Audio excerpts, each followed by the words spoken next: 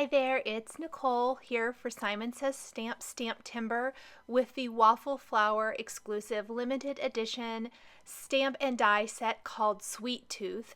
What I love about this limited edition stamp set is that it really pairs perfectly with the just released Hocus Pocus stamp set from Waffle Flower. So if you were a big fan of that, and I will link to it at the end of this video, I did a card with Hocus Pocus a week ago. I think you will love this stamp set as well. It's got more images that work perfectly with this or on their own. Either way, this one has an adorable little guy dressed up as a vampire, ghost, a haunted house, a pumpkin, candy images, goes with the sweet tooth theme, and also has a lot of really fantastic sentiments. So you can create all kinds of great Halloween type of cards, which I think is really fun. I am going to pair some Hocus Pocus images with the Sweet Tooth images.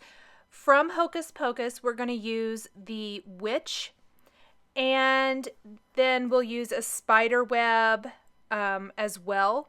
But the pumpkin, vampire, ghosts, and bats are all from the Sweet Tooth stamp set. So this is the exclusive. I am starting by doing some layering, and I'm also going to do some masking. This is going to be completely one layer with a fantastic inked background, a watercolored moon, and then Copic coloring. So I am doing all of this on Neenah Smooth White cardstock. This is heavyweight Neenah cardstock. Starting with my images in the foreground, which in this case are going to be the pumpkin, and then we will stamp the vampire behind that. We stamped the ghost and created masks for those already, and then I'm going to stamp 3 bats throughout the design. The majority of the images are going to be featured on the right 2/3 of the card, I want to say, giving a little bit of quote-unquote white space to the left side. With all these cute little images, I thought it would kind of balance it a little bit nicer. I kind of want it to look like they are going to hold hands. I thought that would be really fun. I left all the masking in so that you could see the creation of this background scene. I know that I have done quite a few masking scenes here lately especially, and I have received lots of comments and questions about it, and I know that it can always be a little bit tricky. My biggest tip if you're going to mask is to lay out what you're going to use, because when you lay it out on your paper, it shows you what needs to be stamped first. Anything that's in the foreground of the card, if there's a lot of layering, needs to be stamped first. In this case, the only things that are really layered are the vampire and the pumpkin. I could definitely have added in the witch's cauldron, some candy pieces, the Halloween trick-or-treat bag, because it could look like he's holding the bag instead of the witch's hand if you wanted to. So that's how I build that. I did punch a 2 3/4 inch circle. You could die cut one as well if you've got circle dies. If you have an electronic die cutter, you could die cut a circle any size you want. You could trace something and cut one out just to create a mask. I needed a mask to create my moon, and I want it kind of centered where my 2 little kids here meet up. So I'm going to add that, and then I masked off the bottom edge of the card to give a nice landscape and give somewhere for them to be standing with a piece of Post-it tape. Now I'm going to start inking, and my choice of ink was Distress Oxide. Because I'm using Neenah's Smooth White cardstock, it's a little bit trickier to get a really nice blend with regular Distress inks or other inks. At least it is for me. Distress Oxides tend to be a little more forgiving, so that's what I went with. And I went around the moon with Peacock Feathers Distress Oxide ink, You can see not a lot of the color is actually going to be on the background, but I want it to appear lighter around the moon, like the moon is shining, so the sky is a little bit lighter around it, if that makes sense. Then I'm going to do a great layer of Blueprint Sketch Distress Oxide everywhere else. And I'm pouncing it on a little bit. I did rub it on as well. It tends to roll up the masking paper a little bit. So I try to pounce it on where I can, but you definitely get better results when you blend it in like normal. So I'm just trying to go kind of slow, working those colors together. We're going to go back to Peacock Feathers and blend it out into Blueprint Sketch. And from here, to darken up the sky and give it that last final layer of color, we're going to take Black Soot Distress Oxide and ink in all of the edges with Black Soot. It's going to create a fantastic effect. This is a great way to create a night sky. In this case, it's definitely a spooky night sky, but I think this would look amazing, maybe without the moon so much, for a winter night sky or a galaxy. I think this would work just as well for a galaxy. So here is that Black Soot. The more layers of ink you add, the easier it starts to be to blend, and the better they work together. I kept going back and forth between all three ink blending tools, working my color in, blending, getting that seamless look there that I definitely want. Making sure you can see kind of where the witch's pigtails are. There's like little cutouts, which I did actually cut out. I used a craft knife to do that. So the sky is behind her, and I made sure that was there as well. Once my inking is done, I am going to take a little Picket Fence Distress paint, water it down so that it flicks better, and pick it up with a small paintbrush and flick this all over the surface. This is what's going to give that starry night sky, that galaxy feel, if you want to do a galaxy, whatever you want to call it. I have not removed a mask yet. I want to flick that all on. I'm going to clean off my paintbrush and grab the brushed pewter distress paint. So we'll have some silver splatters, and I'm going to finish up with Black Soot distress paint. I am using all three, watering them down. They flick a lot better if they have a little water added to them. Once I have all of these colors on, I am going to go ahead and let this sit and completely air dry. I would say I probably let it air dry for 45 minutes. I went and did something else. I had a few other things to do. I just let this sit as is. So here's my black. Again, adding water, flicking this on. I did not add near as much black as I added of the others. And then I let this sit and dry. Once it's dry, I did peel off my bottom mask, and I'll peel off the moon very carefully because I want to leave the rest of the masks in place. And that is because while the moon looks super cool, I wanted to add a shimmery look to this, and the way I chose to do it today is just to paint it in. You could use the negative mask that you punched your masking paper out of, mask it off, and ink it with distress inks. You could do the same thing and paint and maybe not worry so much about it, but I decided to just take these kind of metallic gold colored paints, mostly in white and gold, and I'm just going to paint this in. I didn't use a mask other than the masks that are covering up my images, but I'm going to go all over it, and I tried not to paint over the masks, but around them.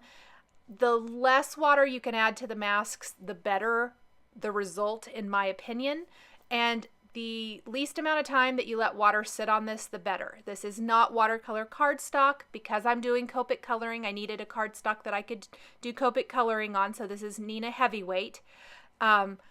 It's not going to react with the water great, but I'm trying to minimize the amount of water I'm using and the amount of time I'm leaving it on. So I went in with that kind of white shimmer first, and then I'm using one of the gold shimmers. And you might think this looks awful, which it does, but I want the moon to have lots of texture. So I'm just going to grab up a little more water and blend this into the white.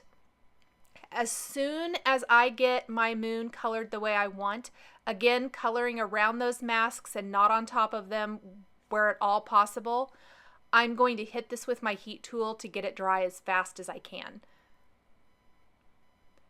Because the longer the water sits around those masks, the more likely that it could seep underneath, and it can be a little bit harder to remove them. And I just find I get better results if I heat it. So I heated it up, pardon me, and then I peeled off all of my masks. I do want to mention I did not catch it in the video, but I peel mine up with tweezers. If you followed any of my videos here in the last week or so, anytime I've been doing masking like that, I like to use tweezers to peel them up. I get much better results that way. I'm coloring in my images now with Copic markers. We're going to make it all come to life. I used YR 15 and 27 for the pumpkin, and we're using BV 31 and 34 for the purple dress. Even though these colors are awfully close to the background colors, once we add in a little bit more color to her outfit, I think it really shows it off cute and works really well. Let's color in their faces with the 0, 0, 11, and 13 with R20 for the cheeks. I have listed all the Copic colors I'm using along the coloring process here somewhere on the screen for easy reference. So if at any time you're wondering exactly what I use to color in a section, you can find that there. Again, YR 15 and 27 for any orange, so the bow that is around her neck and also some of the stripes on her tights. A little greenery on her hat, which I think is fun. I went in with YG 21, 23, and 17. The little berries, I wanted them to be fall-themed berries, so we did YR 15 and 27. And our hat's going to be the purple too, that blue, violet 31 and 34. And we're going to go around that till we get everything colored in the way it needs to look. Kind of finish off her outfit. Now some of the ink got onto her hair. That mask rolled up a little bit. I purposely picked darker colors for her hair to cover up that ink. So I am using E47 and 49 for some nice dark brown hair. The little hair ties, I went in with orange. And that finishes off her pretty well. We need to do her boots. I'll do those in some shades of green here in a little bit. For our bats, we're using a combination of C4, 6, and R20. I kept them a little bit lighter so that they would show up, and added the R20 to the cheeks to brighten them up a little bit and give them a fun look since they have those cute little smiles on their face. Make sure and do the third bat over here on the right side of the card. The more color you get added to the scene, the more it comes to life, I think. I did feather in a little bit of that darker color from the center of the bat wings and blend out again to give them a little bit more texture. Here are my green colors for her little witch's boots. Also the stripes of her tights I finished with gray. The vest for the vampire is going to be in red. So there's not a ton of red on this card, but the little pops there are, I think, really brightens it up. So the band on his hat, his vest, and then his outfit is all going to be in shades of cool gray. Cool gray 4, 6, and 8. So a couple of those colors we already used on the bats. I'm going to pull in my darker color, the C8, for his outfit to really kind of add to the whole thing. This is going to add so much depth and dimension. I started with the lighter colors and then kind of added in darker here and there. And you'll see as I color along and I blend everything out, I went back with C8 and drew in a few dark areas just to help distinguish the pants from the cape. in certain areas, and it helps a lot. So even with 3 colors, you can really get some awesome dimension. I traced around the shape of his cape with my dark color, and then I lightened as I got to the center.